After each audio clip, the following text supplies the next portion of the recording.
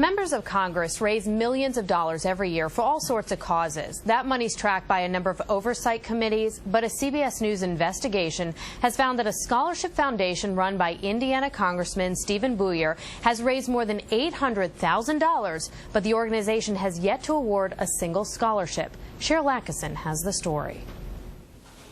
After repeated requests, Congressman Stephen Booyer finally agreed to sit down for a brief interview. The subject, a small nonprofit he founded in 2003 to raise money for college scholarships. Now there are serious questions about just who's paying for it and what they're getting in return. Where did the $25,000 to start the foundation come from?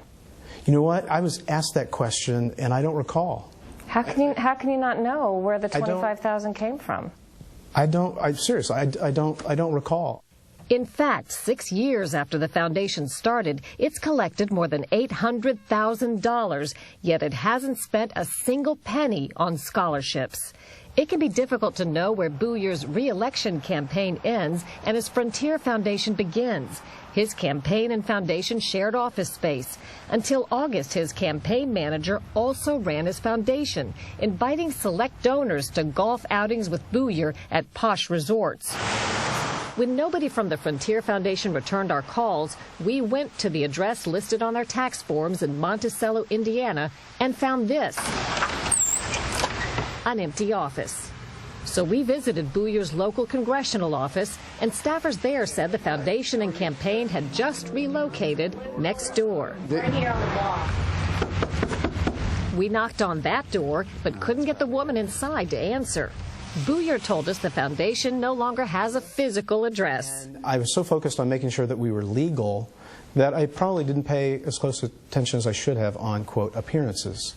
Part of that appearance problem has to do with the nature of the foundation's donors. From what I can tell, all of the donors have interests before committees that you sit on in Congress. Well, the committees in which the corporations in which provided support, like as I said, were those original companies.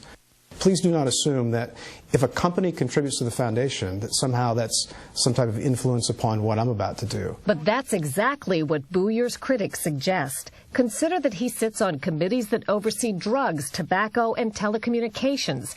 Every one of his foundation donors are from those industries. After his foundation received hundreds of thousands of dollars from pharmaceutical interests, Booyer took up a number of pharmaceutical industry priorities and sponsored bills they supported. After tobacco interests gave generously, Booyer opposed a bill giving the FDA authority to regulate tobacco. You instead sponsored an R.J. Reynolds-supported alternative, and R.J. Reynolds is a donor to your foundation. I created this.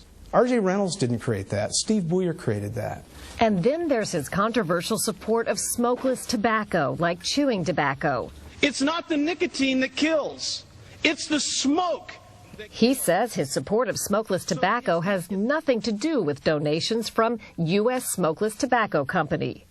Trying to match up legislation like that is erroneous. You shouldn't do that, Cheryl. I think it's wrong. Voted against. As evidence that donors aren't buying his favor, Booyer points out he's against President Obama's health care reform, which the pharmaceutical industry supports. But he says he wants to clear up any misunderstanding. You know, if any process mistakes were made, I am sorry, and I will correct them. We would have asked more questions, but Booyer had to rush out to a congressional meeting. After our interview, a foundation spokesman emailed us to fill in the blank on that first question, where the $25,000 to start Booyer's foundation came from: the pharmaceutical lobby. As for awarding scholarships, the whole point of the foundation, Booyer says they're waiting until they raise $1 million and are self-sustaining. Cheryl Atkinson, CBS News, Washington.